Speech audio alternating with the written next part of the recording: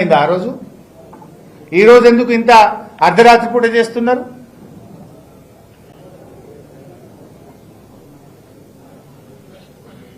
మరొక మంత్రి ఆయన కుమారుడు ఆయన కంపెనీ అర్ధరాత్రి పూట పోయి హైదరాబాద్ లో బౌన్సర్లను పెట్టి భూములు కబ్జా చేసిండ్రు. మరి ఆ రోజు నుంచి ఈ రోజు వరకు ఆ మంత్రి గారి కుమారుణ్ణి గాని ఆ మంత్రి గారి కంపెనీ రాఘవ కన్స్ట్రక్షన్ లో ఒక్కరిని కూడా ఎందుకు అరెస్ట్ చేయలేదు? దాని మీద ఎందుకో సిట్ అయ్యారు? పట్టబగలు ఒక పేదవాడు సామాన్య ప్రజల భూమిని కబ్జా చేస్తే, కోట్ల రూపాయల భూమిని హైదరాబాద్ నడిబొడ్డున కబ్జా చేస్తే ఆ రోజు చట్టం ఏం చేసింది? దాని మీద ఎందుకు సిట్ అయ్యారు? దాని మీద ఈ రోజు వరకు ఎందుకు అరెస్ట్ చేయరు? అర్ధరాత్రి పోయి పట్టుకురావచ్చు కదా మరి వాళ్ళు. కానీ అక్కడేం చేసిండ్రు? పాపం నిజాయితీగా వ్యవహరించిన ఒక సిఐ గారిని బదిలీ చేసింది 24 గంటల్లో. ఆయన పేరు ఉండే ఆ సిఐ గారిని బదిలీ చేసిండ్రు. అక్కడనేమో చట్టం పనిచేస్తలేదు. సజ్జనార్కు డీజీపీకి చట్టం కనబడతలేదు. మంత్రి గారి కంపెనీ పోయి బౌన్సర్లను పెట్టి భూమిని కబ్జా చేస్తే చట్టం నిద్రపోతుంది. ఆ రోజు అక్కడ అర్ధరాత్రి అరెస్టులు ఉండయి. పాపం నిజాయితీగా వివరించిన సిఐనేమో ట్రాన్స్ఫర్ చేస్తారు, ఆయనకు బహుమానం ఇస్తారు బదిలీ చేసి. ఇదా చట్టం మిస్టర్ సజ్జనార్? నేను అడుగుతున్నా డీజీపీని. ఇగో ఇది కాంగ్రెస్ పార్టీ ఏఐసిసి నాయకుడు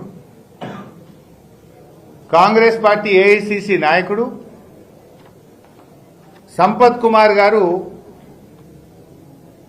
నేషనల్ హైవే 44లో కాంట్రాక్టర్ను కోట్ల రూపాయల డబ్బులు ఇవ్వమని బెదిరించిండు. మిషన్లు తగలబెట్టాలని బెదిరిస్తే ఆ కంపెనీ వాళ్ళు 9వ తేదీ పోలీస్ స్టేషన్లో కంప్లైంట్ ఇచ్చిండ్రు. మరి ఎందుకో ఎఫ్ఐఆర్ నమోదు కాదు? ఎందుకో అర్ధరాత్రి పోయి మీ కాంగ్రెస్ ఏఐసిసి నాయకుడు సంపత్ కుమార్ని అరెస్ట్ చేయకపోతుంది?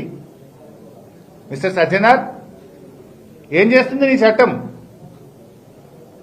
మహేందర్ రెడ్డి గారు, ఏం చేస్తుంది మీ చట్టం? చట్టం అందరికీ ఒకే రీతిన ఉంటుందా? చట్టం కాంగ్రెస్ పార్టీ నాయకులకు చుట్టమైందా? ఈ కేసులో ఇది కంప్లైంట్ కాపీ. ఇది ఏ ఫోన్ నంబర్ నుంచి వచ్చింది, ఎన్ని గంటలకు వచ్చింది? Sampath Kumar, they have also stated that they are sent by mister Sampath Kumar ex MLA Alampur constituency to stop the work till further information is sent to the company to continue the work. They have also advised the staff to inform the company's management to settle the issue by paying the ransom amount and demanded at an early date for peaceful execution of the work. Subsequently, in the evening at about 5 p.m., where excavation activities for RE wall portion was in progress by the other site staff, where they are not aware of this incidents occurred in the morning, the same persons again went to these spots, namely Boravelli and RTA checkpost in the same vehicle bearing number TS33E6768 and threatened the site engineers and bet the excavator operators. Photographers of car and the photo of persons who bet our staff are herewith enclosed as an evidence. ఎవడైతే మా ఉద్యోగుల్ని కొట్టినరో, ఏ కార్లు అయితే వచ్చినరో, ఫోటోలు, car నంబర్లు అన్ని కూడా ఈ complaint తో జత చేస్తున్నాము.